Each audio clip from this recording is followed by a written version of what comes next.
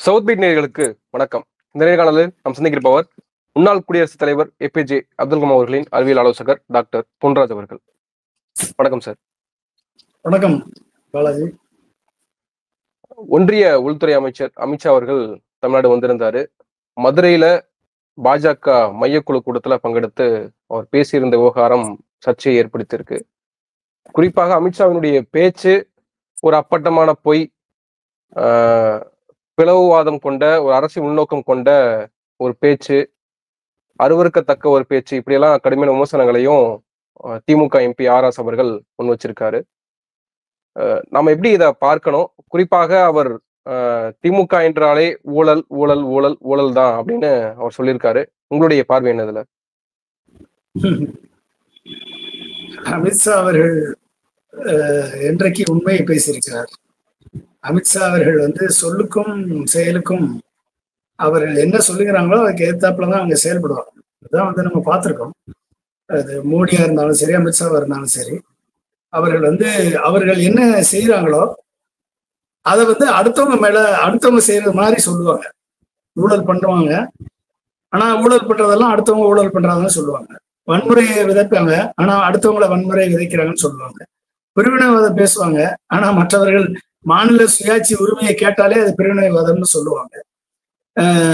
மக்களை ஜாதியாலையும் மதத்தாலையும் பிரிப்பாங்க, ஆனா வெளியே சாத்தான் வேதம் ஓதுறம் போல வேதம் ஓதுவாங்க.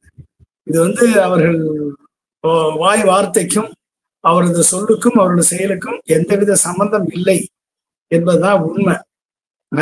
ஆனா அவர்கள் இதுவரை 3 முறை ஆட்சியில் அமர்ந்ததுக்கு காரணம், முதலாவது அமர்ந்ததுக்கு காரணம் 2011 அவர்கள் ஆட்சியில் அமர்ந்ததுக்கு காரணம் காங்கிரசினுடைய ஆட்சியின் இயலாமை, காங்கிரஸ் ஆட்சியின் ஊழல், காங்கிரஸ்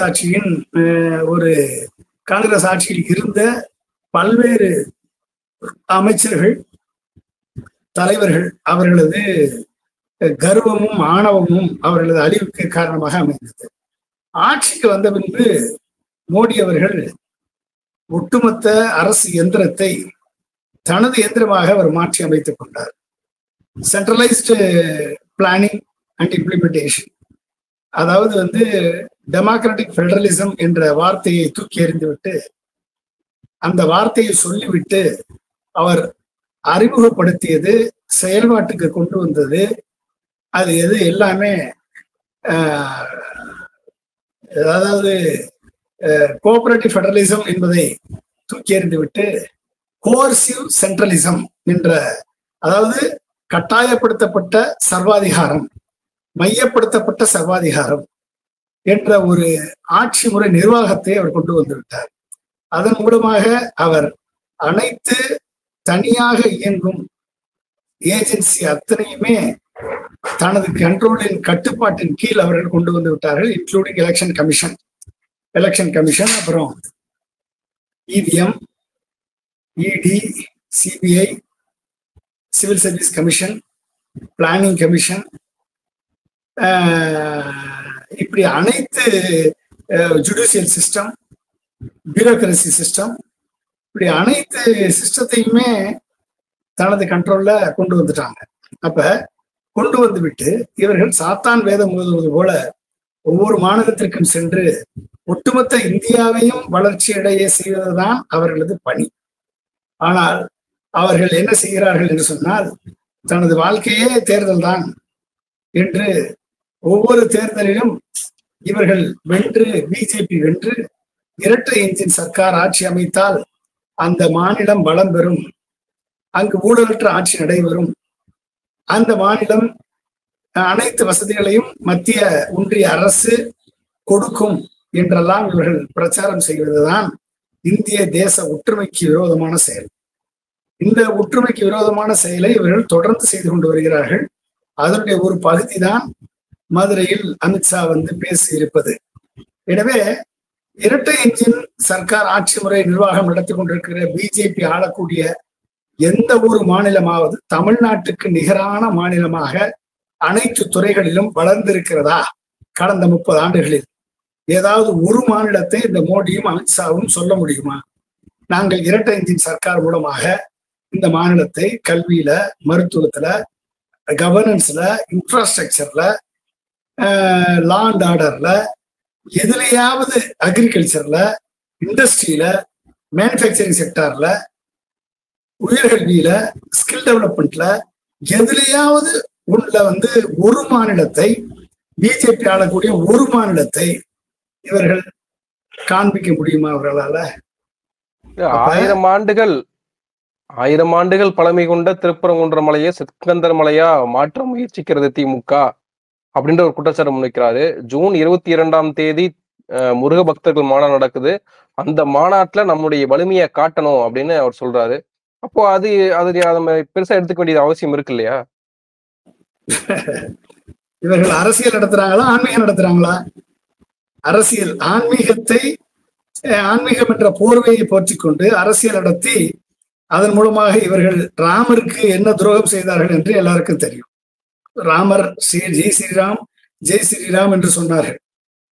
அயோத்தியில தோற்றவுடன், அயோத்தி எந்த இடத்தில் ராமர் கோயில் கட்டினார்களோ அதே உத்தரப்பிரதேசத்துல அயோத்தியில இவர்கள் ஒட்டுமொத்தமாக தோல்வி அடைந்த பின்பு அடுத்த நாள் பேசும்போது ஜெய் ஸ்ரீராமை தூக்கி வெளியே போட்டுவிட்டு ஜெய் ஜெகநாதர் என்று சொன்னவர் தான் இந்த மோடி அவர்கள். எனவே இவர்கள் கடவுளையும் விட்டு வைக்க மாட்டார்கள். அவர்களுக்கு இங்கு ராமரும் ஜெய் ஸ்ரீராமும் தமிழகத்தில் கை கொடுக்கவில்லை. எனவே முருகனை தூக்கி கொண்டு வருகிறார்கள். இங்கு தமிழகத்தில் இருக்கக்கூடிய பக்தர்களுக்கு முருகனை எப்படி வழிபட வேண்டும், இல்ல முருகனை எப்படி தரிசிக்க வேண்டும் என்று பிஜேபி 1980களில் கட்சி ஆரம்பிச்ச பிறகு பிஜேபி சொல்லி கொடுத்தா எங்களுக்கு எல்லாம் தெரியும் முருகனை வழிபடுவதற்கு? சொல்லுங்க. இந்த பிஜேபி காரன் வந்து சொன்ன பிறகு தெரியும் முருகனை எப்படி வழிபடணும்னு? இல்ல, தமிழக அரசு முருகனுக்கு ஒரு எது தமிழக அரசு முருகன் விழா எடுத்தா அது அரசியல் இல்ல, அரசியல் உள்நோக்கம் இல்ல. ஆனால் பாஜக செய்தால் அரசியல் உள்நோக்கம் இருக்கு, நம்ம எடுத்துக்கலாமா? என்ன அரசு வந்து அறநிலையத்துறையில இருந்து விழா எடுப்பாங்க, கும்பாபிஷேகம் நடத்துவாங்க, கோயில் கொண்டாடுவாங்க, கதாகாலட்சேபம் நடத்துவாங்க. இதெல்லாம் அரசு அறநிலையத்துறை நடத்துது. அறநிலையத்துறை செய்ய வேண்டிய பணியை அது செஞ்சுக்கிட்டு இருக்கு. அது என்ன திமுக எப்படி இதுக்கு பொறுப்பாகும்? கவர்மெண்ட், அது கவர்மெண்ட் அவங்க வந்து பண்றாங்க. அறநிலையத்துறை அமைச்சர் வந்து இத்தனை கோயிலுக்கு வந்து கும்பாபிஷேகம் பண்ணியிருக்காரு, கிட்டத்தட்ட 3000 கோயில்களை மீட்டெடுத்திருக்காரு, 7000 ஏக்கர் நிலத்தை மீட்டெடுத்திருக்காரு. இதெல்லாம் பிஜேபி காரங்கிட்ட கேட்டா செய்யணும்? இல்ல கேட்டு செஞ்சாரா அவரு? சொல்லுங்க. இல்ல இவர்கள் ஏதாவது ரெஸ்பான்சிபிளா? அப்ப இந்த 7000 ஏக்கர் நிலத்தை அபகரிச்சதெல்லாம் யாரு? இந்த சாமி என்ற போர்வையில சாமியை அரசியலுக்கு பயன்படுத்தக்கூடிய இந்த கூட்டம் தானே அபகரிச்சு வச்சிருக்கு. அவங்ககிட்ட இருந்தானே 7000 ஏக்கரை பறிமுதல் செஞ்சு அரசனுடைய பார்வைக்கு கொண்டு வந்தாரு சேகர் பாபு. அப்ப இத்தனை கோயிலுக்கு புனரமைப்பு செய்து கும்பாபிஷேகம் நடத்தி கொண்டிருக்கிறது இந்த திமுக அரசு. அதன் கடமையை செய்கிறது. நீ வந்து முருகன் எங்கேயாவது முருகன் சொல்ல போவோம், சுப்பிரமணிய சாமின்னு சொல்லுவாங்க. நீங்க போங்க திருச்செந்தூர் போய் பாருங்க, முருகனுக்கு என்ன போட்டிருக்காங்க? பூணூல் போட்டிருக்காங்க. சுப்பிரமணிய சாமின்னு கூப்பிடுவாங்க. எல்லா இடத்துலயும் முருகன் கூப்பிட்டுருக்காங்களா? இல்ல இந்த முருகனுக்கு வந்து அயோத்தியில ஒரு கோயில் கட்டி கும்பிட சொல்லுங்க. இந்த முருகனை வந்து எல்லா இடத்துக்கும் கூப்பிட சொல்லுங்க. அப்ப இவர்கள் வந்து சுவாமிகளை வந்து கேரளா போனா ஐயப்பனையும், தமிழகத்துக்கு வந்தா முருகனையும், கர்நாடகா போனா அங்க ஒரு சாமியையும் தூக்கிட்டு இவர்கள் வந்து சாமியை வைத்து ஏதோ எல்லா சாமிகளையும் பிஜேபி காரங்களாம் குத்தகைக்கு எடுத்தது மாதிரி சாமியை வைத்து இவர்கள் அரசியலுக்கு பயன்படுத்துகிறார்களே ஒழிய இவர்கள் இந்த கிறிஸ்டியன் முஸ்லிம்களை தவிர்த்தால் இவர்கள் ஒட்டுமொத்த இந்துக்களையும் வர்ணாசிரம தத்துவத்திற்குள், சனாதன தர்மத்தின் ஒரு அடிப்படை கூறான வர்ணாசிரம தத்துவத்திற்குள் கொண்டு வந்து இவர்கள் தீண்டாமை எனும் நோயை மீண்டும் பரப்பி விடுவார்கள். அதுக்குத்தான் இவங்க பண்ற வேலை. இன்றைக்கு மதுரையில சித்திரை திருவிழா நடக்கும். 14 லட்சம் மக்கள் கூடுவார்கள்.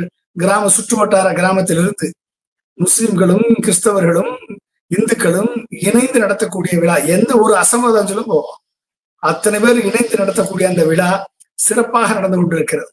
ஆனால் இந்த பிள்ளையார் ஊர்வலம் என்று சொல்லி இவர்கள் பணம் கொடுத்து பிள்ளையாரை செய்து தெருக்கு தெரு வைத்து அதை பணம் வசூல் பண்ணி அதை கொண்டு போய் ஆத்துல கரைக்கிறேன்னு சொல்லி இவர்கள் பண்ணக்கூடிய அட்டூழியம்.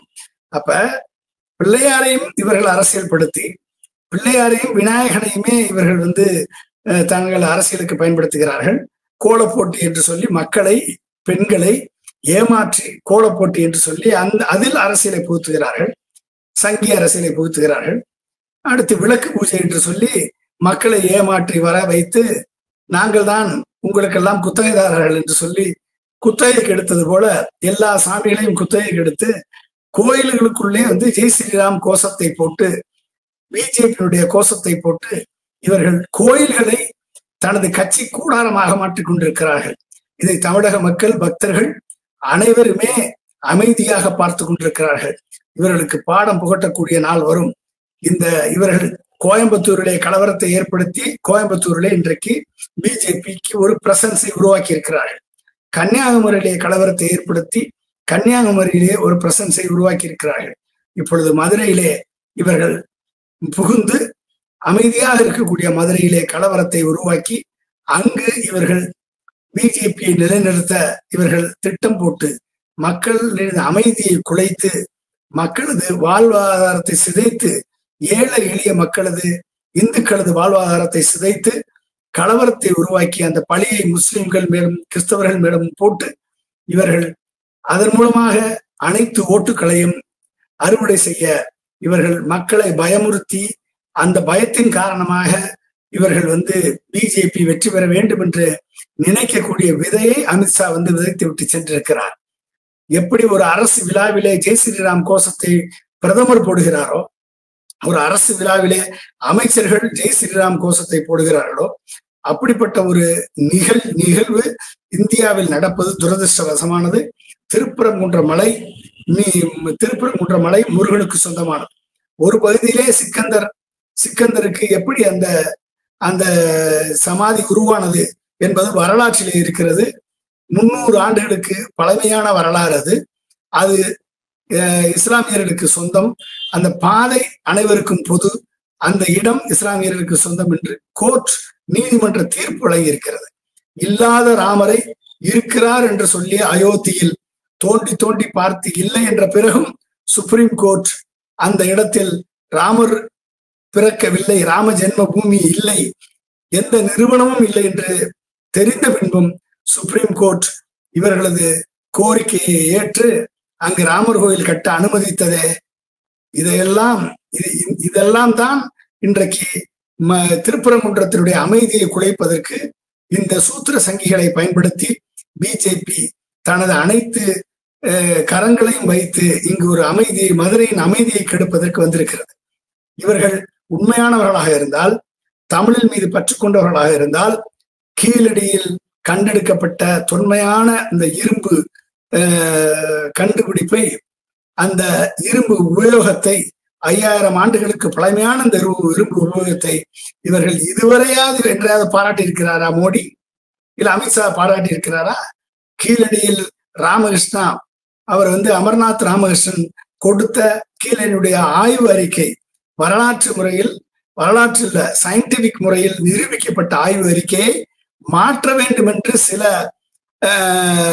விற்பனர்கள், அதாவது ஃபீல்டே ஒர்க் பண்ணாத சில விற்பனர்களை வைத்து இதை மாற்று அதை மாற்று என்று வரலாற்றையே மாற்றுவதற்கு எத்தனித்துக் கொண்டிருப்பவர்கள் தானே இவர்கள். மதுரை எம்பி வெங்கடேசன் அவர்கள் கேட்ட கேள்விக்கு இவர்களுக்கு இடமிருந்து ஏதாவது பதில் இருக்கிறதா? சொல்லுங்க. கீழடியை இவர்கள் ஆதரித்திருக்கிறார்களா? மதுரையில் தமிழில் நீ இன்ஜினியரிங் சிலபஸ் நடத்தியிருக்கியா, மெடிக்கல் சிலபஸ் வச்சிருக்கியா என்று கேட்பதற்கு இவர்களுக்கு என்ன தார்மீக உரிமை இருக்கிறது? தமிழில் யாருமே எந்த மாநிலமும் செய்யாத போது ஒட்டுமொத்த இன்ஜினியரிங் சிலபஸ தமிழ் படுத்தியது தமிழக அரசு. அனாட்டமி உட்பட 13 மெடிக்கல் சப்ஜெக்ட்ஸ தமிழ்ல உருவாக்கி கொடுத்து தமிழ் பாடநூலை மெடிக்கலுக்கும் இன்ஜினியரிங்கும் கொண்டு வந்தது தமிழக அரசு. நாங்க ஆங்கிலத்தில் படிப்போம், தமிழில் படிப்போம், ஆனால் ஆங்கிலத்தில் எழுதுவோம், உலகமெங்கும் செல்லுவோம். உன்னை மாதிரி கும்மிடி பூண்டி தாண்டி நாங்க ஆந்திராவுக்கும் கர்நாடகாவுக்கும் இல்ல வந்து மும்பைக்கும் உத்தரப்பிரதேசத்துக்கும் போறதுக்கு நாங்க ரெடியா இல்ல தம்பி. நாங்க எங்க தமிழ் மாணவர்கள், தமிழ் இளைஞர்கள் இங்கு இருந்தால் தமிழகத்தில் இருப்பார்கள். ஏன்னா இந்தியாவிலேயே பெர் கேபிட்டா இன்கம் அதிகம் உள்ள நாடு தமிழ்நாடு. அதை தாண்டினால் அவர்கள் அமெரிக்காவில் இருப்பார்கள், ஜெர்மனியில் இருப்பார்கள், யூகேல இருப்பாங்க, ஆஸ்திரேலியால இருப்பாங்க, சிங்கப்பூர்ல இருப்பாங்க. உடனே மாதிரி உத்தரப்பிரதேசத்திலையும் மும்பையிலையும் இருப்பதற்கு போவதற்கு படித்த இளைஞர்கள் தயாராக இல்லை. ஓகே, உங்க இளைஞர்கள் வட இந்திய இளைஞர்கள் இங்கு வரலாம்.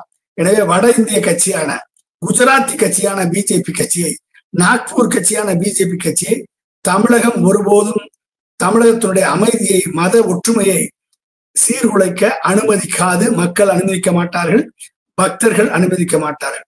தமிழக பக்தர்களுக்கு தெரியும் எப்பொழுது திருநீர் வைக்க வேண்டும், எப்பொழுது நாமம் போட வேண்டும், எப்பொழுது சிலுவையை சுமத்த வேண்டும், எப்பொழுது குர்ஆன் படிக்க வேண்டும், எந்த இடத்தில் எல்லா மதத்தையும் மதிக்க வேண்டும், எந்த இடத்தில் கடவுளை வைக்க வேண்டும், எந்த இடத்தில் சங்கிகளை வைக்க வேண்டும் என்று தமிழக மக்களுக்கு தெரியும்.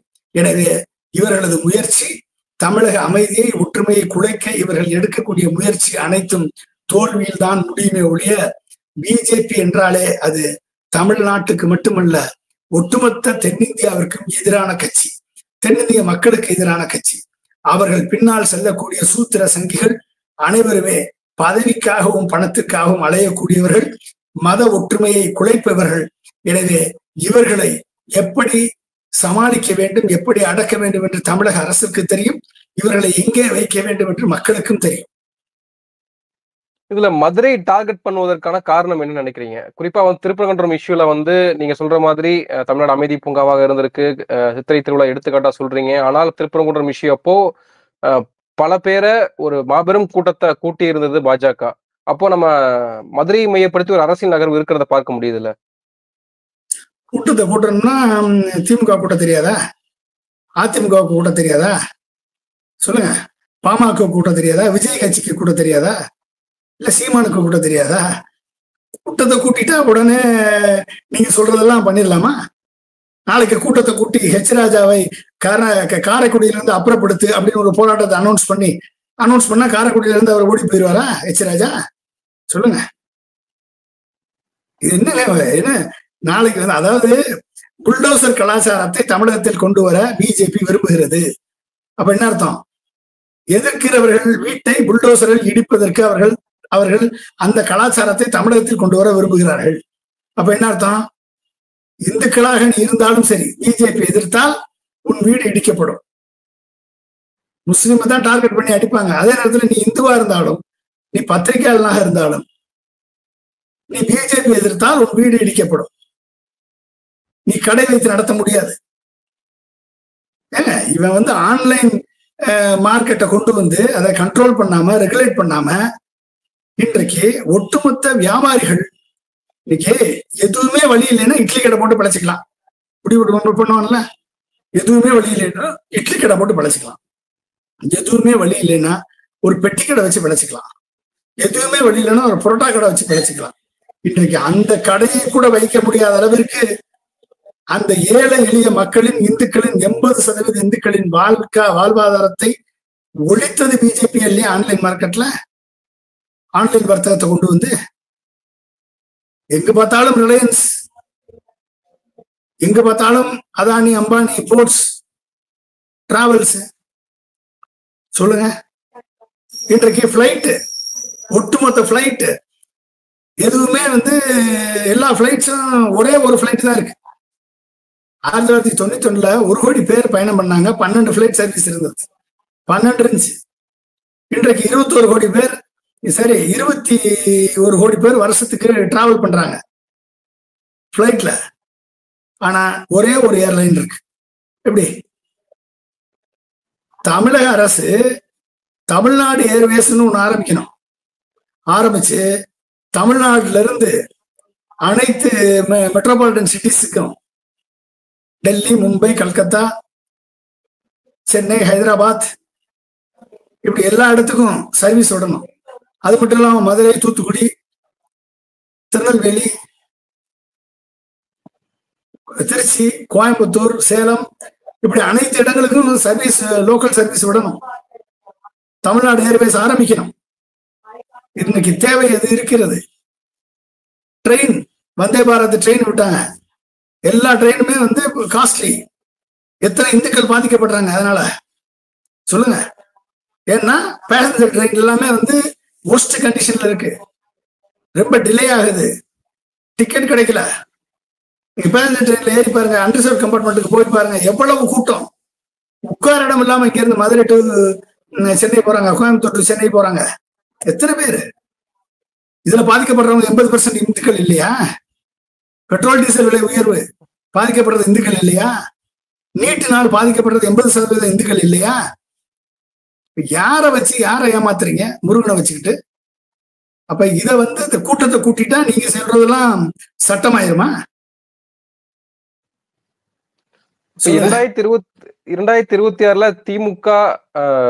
திமுகவை வந்து அப்புறப்படுத்தி பாஜக அதிமுக கூட்டணி தான் ஆட்சி அமைக்க போகுது. ஒரு கூட்டணி ஆட்சினே சொல்றாங்களே மறுபடியும். நம்ம எப்படி எடுத்துக்கிறது?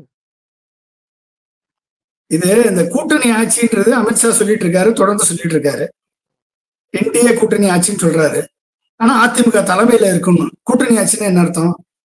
அதிமுகவும் இருக்கும், பிஜேபியில இருந்து அமைச்சர்கள் இருப்பாங்க, அப்புறம் மத்த கட்சியில இருந்து கூட்டணியில இருக்க கட்சியில இருந்து அமைச்சர்கள் இருப்பாங்க. இதுதான் கூட்டணி ஆட்சின்னு பேரு. இங்க எடப்பாடி வந்து கூட்டணி ஆட்சி இல்லைன்னு சொல்றாரு, அமித்ஷா வந்து கூட்டணி ஆட்சின்னு சொல்றாரு.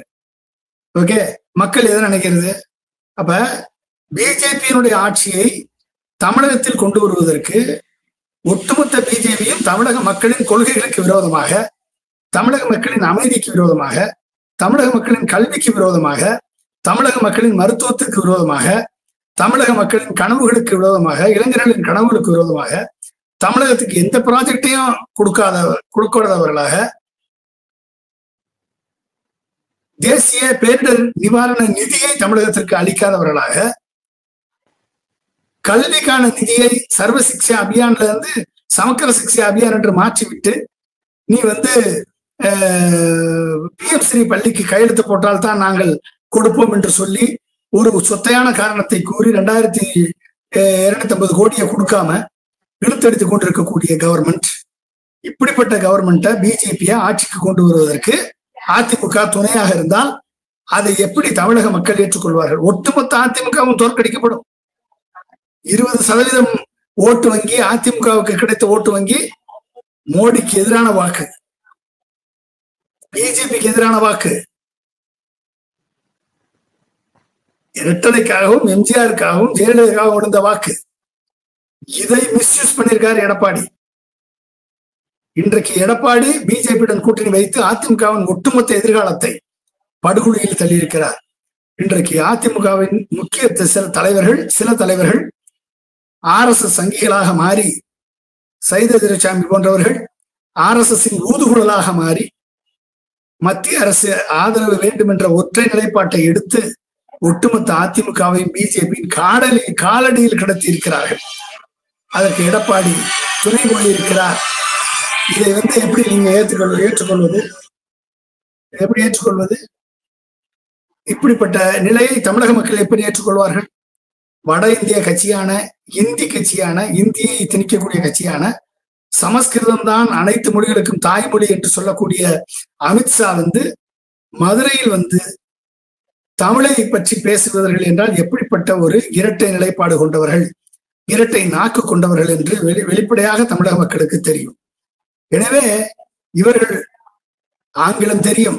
தமிழகத்திலே பெரும்பாலானோருக்கு ஆங்கிலம் தெரியும். ஆங்கிலத்தில் பேச மாட்டார்கள், ஆனால் இவர்கள் இந்தியில் தான் பேசுவார்கள். ஸ்டாலினுக்கும் பதில் கொடுத்திருக்காருல அமித்ஷா. எந்த ஷா வந்தாலும் ஒண்ணும் பண்ண முடியாதுன்னு சொல்றப்போ, இல்ல இந்த ஷா இல்ல, அமித்ஷா இல்ல, மக்களே பார்த்துப்பாங்க உங்களை அப்படின்னு சொல்றாருல்ல. அமித்ஷா வந்து மக்கள் மேல தலையில பழியில போட்டுட்டு இவர் எப்படி மகாராஷ்டிரால இவிஎம் வச்சு எலக்ட்ரல் ரோல்ஸை வந்து ஒரே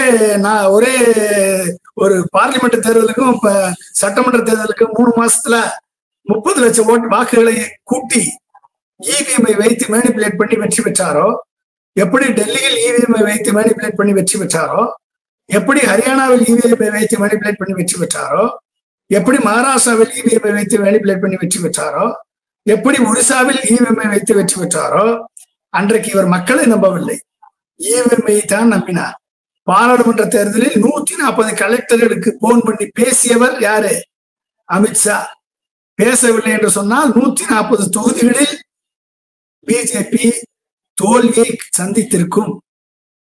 இவிஎம் மூலமாகவும் டிஸ்ட்ரிக்ட் கலெக்டர் மூலமாகவும் இவர்கள் வெற்றி பெறுவார்கள் என்பது எல்லாருக்கும் தெரியும். தமிழகத்தில் அந்த நிலை வருவதற்கு அனைத்து வேலைகளையும் செய்கிறார்கள். ஒரு பக்கம் சாணாக்கியா போன்ற, சி ஓட்டர் போன்ற பல்வேறு சேனல்கள் தொடர்ந்து அதிமுக பிஜேபி தலைமையிலான என்டிஏ கூட்டணி வெற்றி பெறும் என்று கருத்து கணிப்புகளை வெளியிட்டுக் கொண்டே இருப்பார்கள். ஒரு பக்கம் இது நடக்கும். ஒரு பக்கம் இவர்கள் மத கலவரத்தை தூண்டி மக்களை இந்துத்துவா என்ற பெயரிலே முஸ்லிம்கள் மேலும் கிறிஸ்தவர்கள் மேலும் சிறுபான்மை மக்கள் மீதும் வெறுப்பை விதைத்து இந்துக்களை கன்சால்டேட் பண்ணுவார்கள். ஒரு பக்கம் இவர்கள் அங்கங்கே கூட்டங்களை நடத்தி இவர்களுக்கு மக்கள் ஆதரவு பெற்றுவிட்டது போன்ற தோற்றத்தை உருவாக்குவார்கள்.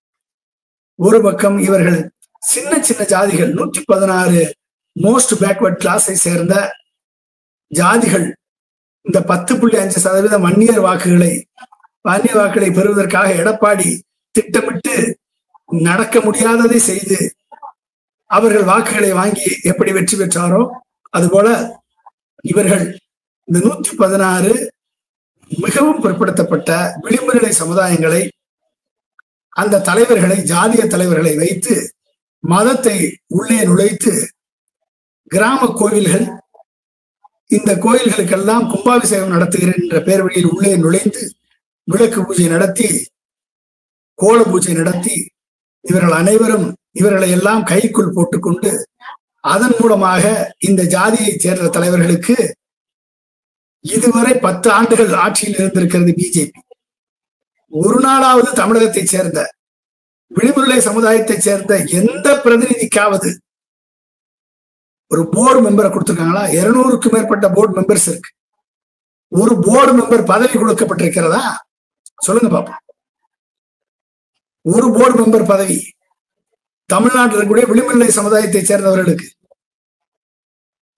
எங்கேயாவது கொடுத்திருக்காங்களா? 116 ஜாதி இருக்கு, 116 போஸ்டுக்கு மேல ஆயிரக்கணக்கான போஸ்ட் இருக்கு.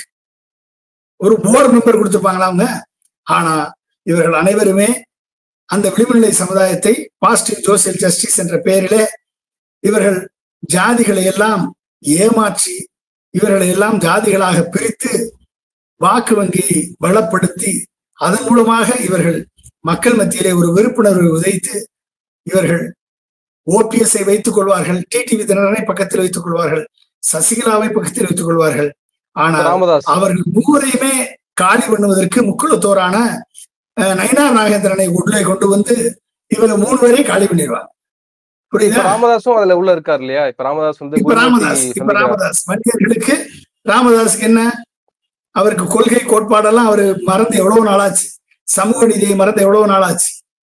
இப்ப தேவை பணம் வேணும், சொத்து வேணும், ட்ரஸ்ட் வேணும், குடும்பத்துக்கு சரி சமமா பிரிச்சு கொடுக்கணும், அவ்வளவுதான் அவருக்கு. பிஜேபியுடன் போவது அவருக்கு பிரச்சனை இல்லை. ஆனால் பாமக பாட்டாளி மக்கள் கட்சி தொண்டர்கள் சமூக நீதியை வலியுறுத்தக்கூடிய தொண்டர்கள், பாட்டாளி மக்கள் கட்சி வன்னிய தொண்டர்கள், வன்னிய சமுதாயத்தை சேர்ந்த இளைஞர்கள், சமூக நீதிக்காக பாடுபடக்கூடிய இளைஞர்கள், அவர்கள் கண்டிப்பாக ராமதாஸ் பின்னால் செல்ல மாட்டார்கள். கண்டிப்பாக இவர்களது குடும்ப ஆசைக்கும் குடும்ப பதவி ஆசைக்கும் தகப்பன் மகன் சண்டைக்கும் இவர்கள் சமுதாயத்தை அடகு வைத்து இவர்கள் வாழ்க்கை வளத்தை பெருக்கிக் கொள்வதற்காக இவர்கள் நடக்கிறார்கள் என்பதை தெரிந்து கொண்டவர்கள் கண்டிப்பாக இந்த முறை வன்னிய மக்கள் ராமதாஸின் வேடத்தை களைத்து அன்புமணி ராமதாஸின் வேடத்தை மக்களுக்கு வெளிப்படுத்தி இன்றைக்கு அவர்கள் அத்தனை பேரும் பிஜேபிக்கு எதிராகத்தான் வாக்களிப்பார்களே ஒழிய ஒரு நாளும் பிஜேபியுடன் சேரக்கூடிய கூட்டணிக்கு வாக்களிக்க மாட்டார்கள் என்பது நிச்சயம். அப்ப இவர்கள் அதே மாதிரி அண்ணா திராவிட முன்னேற்ற கழக தொண்டர்கள், மோடிக்கு எதிராக இருக்கக்கூடிய தொண்டர்கள் தான் இந்த 23%. அந்த 23% கண்டிப்பாக இந்த முறை அதிமுகவுக்கு வாக்களிக்காது, மோடிக்கு வாக்களிக்காது. பிஜேபி கூட்டணி சேர்ந்ததன் காரணமாக பிஜேபி அண்ணா திராவிட முன்னேற்ற கழக கூட்டணி 20% கூட எடுக்காது. அவர்கள் 3ஆம் இடத்திற்கு தள்ளப்படுவார்கள். இந்த நிலை கண்டிப்பாக நடக்கும். நீங்க பார்த்துக்கிட்டே இருங்க. இறுதியா இந்த அண்ணாமலையினுடைய அந்த ஆரவாரம், அண்ணாமலைக்கு கிடைக்கிற அந்த எதிர்பார்ப்பு, கோஷம் இதெல்லாம் பார்க்கிற போது அண்ணாமலை வெறும் பேர் கிடையாது, அவர் ஒரு பிராண்டு அப்படின்லாம் சமூக வலைதளங்கள்ல பேசுறத பார்க்க முடியுது. ஒரு வார் ரூம் வச்சு அவர் பண்றாரு அப்படின்ற ஒரு குற்றச்சாட்டுகளும் மேலோங்கி இருக்கிறத பார்க்க முடியுது. இப்போ அண்ணாமலையினுடைய அரசியல், அவர் நயனா நாகேந்திரனை ஓரம் கட்டுறாருன்ற ஒரு அரசியல், இப்போ நேற்று மேடையில் நடந்த அந்த சம்பவங்கள்லாம் நீங்க எப்படி பார்க்குறீங்க? அதாவது அண்ணாமலை ஒரு தனக்கென்று ஒரு கூட்டத்தை உருவாக்கி வச்சிருக்காரு, தனக்கென்று ஒரு டோல் ஆர்மியை உருவாக்கி வச்சிருக்காரு. அண்ணாமலையை பார்த்துதான் பல்வேறு இளைஞர்கள் அவர் ஐபிஎஸ் ஆபீசர், அவர் ஒரு நேர்மையான ஆளு என்றெல்லாம் நம்பித்தான் அவர்கள் பிஜேபியில் சேர்ந்தார்கள். பிஜேபிக்காக சேரவில்லை அவர்கள். எனவே அண்ணாமலைக்கென்று ஒரு ஆர்மி இருக்கிறது பிஜேபியில, அதை நம்ம மறுக்க முடியாது. அண்ணாமலை பிஜேபி என்ற சித்தாந்தத்தை எடுத்து விட்டால், பிஜேபி என்ற RSS பேக்ரவுண்ட் எடுத்துட்டா அண்ணாமலை ஒரு நல்ல மனிதர் தான். ஆனால் பிஜேபியுடன் இணைந்திருப்பதால், RSS கொள்கைகளை கொண்டிருப்பதால், ஐபிஎஸ் ஆபீசராக அவர் இருந்திருந்தால் இன்றைக்கு 10ஓடு 1 லட்சத்தோடு ஒரு ஆபீசராக இருந்திருப்பார். ஆனால் இன்றைக்கு கிடைத்த இந்த பெயரும் புகழும், இந்த பணமும் பதவியும், இந்த பல்வேறு மோசடிகள் மூலமாக, ஆருத்ரா போன்ற மோசடிகள் மூலமாக சேர்த்த சொத்துக்களும், எதிர்கட்சி தலைவர்களை மிரட்டி அதன் மூலமாக சேர்த்த பணமும் இன்றைக்கு அண்ணாமலைக்கு கிடைத்திருக்காது. அப்ப இத்தனையும் அவருக்கு பின்புலமாக இருந்து அவருக்கு இந்த கூட்டத்தை, அவருக்கு பின்னால் இருக்கக்கூடிய கூட்டத்தை மெயின்டைன் பண்ணி கொண்டிருக்கிறது. அதற்கு ஒரு குரூப் இருக்கிறது. அந்த குரூப் மூலமாகத்தான் அவர் இத்தனை செல்வாக்கை அமித்ஷா முன்னால நிரூபித்திருக்கிறார். எனவே அமித்ஷாவும் மோடியும் கொஞ்சம், மோடி பேரை சொன்னா கூட இங்க கைதட்டு கிடையாது, அமித்ஷா பேரை சொன்னா கூட கைதட்டு கிடையாது. ஆனா அண்ணாமலைக்கு கைதட்டு இருக்கிறது என்று சொன்னால், Annamalai prime minister material, Annamalai home minister material. Annamalai யாருக்கு போட்டி இல்லை, அண்ணாமலை அமித்ஷாவுக்கு போட்டி, அண்ணாமலை மோடிக்கு போட்டி. எனவே அவர்கள் இருவரும் தங்கள் பதவிகளை பாத்திரமாக சொல்றாங்க. அதான் 2 பேருமே பத்திரமா பதவிகளை பாதுகாத்துக் கொள்வது நல்லது. அண்ணாமலையே prime minister portfolio plus home minister portfolio 2ஐயும் சேர்த்தே பார்க்கக்கூடிய வல்லமை பெற்றவர். எனவே அவர் ஆனா தமிழ்நாட்டுல கவுன்சிலர் ஆக முடியாது, எம்எல்ஏ ஆக முடியாது. ஆனா கூட்டம் பின்னால கத்தும், ஓட்டு மட்டும் போட மாட்டான். அதான் பிரச்சனை. ஓகே, என்றைக்கும் கட்டி எழுப்பப்பட்ட பிம்பங்கள் நின்றதாக சரித்திரம் இல்லை. ஊதி பெரிதாக்கப்பட்ட பலூன் ஒரு நாள் உடைந்தே தீரும். எனவே அண்ணாமலை உண்மையிலேயே அவர் தனது செல்வாக்கை நிர்வகிக்க வேண்டும் என்று சொன்னால், பிஜேபியிலிருந்து வெளியேறி ஒரு தனி கட்சி ஆரம்பித்து 2026 தேர்தலில் அவர் நின்றால் கண்டிப்பாக இன்றைக்கு பிஜேபிக்கு 11%ல 3% கழித்து விட்டு மிச்சம் இருக்கக்கூடிய 8% கண்டிப்பாக அவருக்கு கிடைக்கும். 8% ஓட்டை அவர் பெறுவார் என்று நான் நம்புகிறேன். எனவே அவர் சீமானுக்கு சரியான போட்டியாக, அவர் போட்டியாளராக அவர் மாறலாம். அதற்கான வாய்ப்புகள் இருக்கிறது. எனவே பணமும் இருக்கிறது, கட்சியும் ஆரம்பிக்கலாம், அதற்கான வாய்ப்பும் இருக்கிறது. பின்னால ஃபியூச்சர்ல ஒரு வாய்ப்பு இருக்குது. பிஜேபியில் இனிமேல் அவருக்கு எதிர்காலம் இல்லை. ஒருவேளை அவருக்கு பதவி கொடுத்தால், பிரதமர் பதவிக்கு குறைவான பதவி கொடுத்தால், அது இல்ல உள்துறை அமைச்சருக்கு குறைவான பதவி கொடுத்தால் அவருக்கு இழுக்கு என்ற நிலையில்தான் தமிழகம் அவரை பார்க்கிறது, அவரது தொண்டர்கள் அவரை பார்க்கிறார்கள். அவரால் உருவாக்கப்பட்ட கட்சி இளைஞர்கள், கவரப்பட்ட கட்சி இளைஞர்கள், அவர் யாரெல்லாம் கவர்ந்தார் எல்லாருக்கும் தெரியும். அது தமிழிசை சவுந்தரராஜன் கேட்டா அவங்க சொல்லுவாங்க எப்படிப்பட்ட ஆட்கள் எல்லாம் உள்ள வந்தாங்கன்னு. சோ அப்படிப்பட்ட ஆட்களை கவர்ந்த அண்ணாமலை தனி கட்சி ஆரம்பித்தால் உண்மையிலேயே அவருக்கு ஒரு வாய்ப்பு கிடைக்கும். கண்டிப்பாக அது ஒரு கூட்டணி அமைத்து அவர் சீமான், விஜய் போன்றவர்களோடு ஒரு கூட்டணி அமைத்து ஒரு பெரும் கூட்டணியை உருவாக்கலாம், வாய்ப்பு இருக்கிறது. கண்டிப்பாக பிஜேபியுடன் சேர்ந்த அண்ணா திராவிட முன்னேற்ற கழகம் எப்படி கீழே போனதோ அதே போல அண்ணாமலையும் சேர்ந்தே போவார். தனியாக தப்பிக்க வேண்டும் என்று சொன்னால் உடனடியாக வெளியே ஒரு தனி கட்சி ஆரம்பித்தால் நல்லது, அவருக்கு, அவர் எதிர்காலத்திற்கு நல்லது. நன்றி. நிறைய விஷயங்களை தெளிவுபடுத்திருக்கீங்க. உங்க நேரத்துக்கு மிக்க நன்றி. தேங்க்யூ.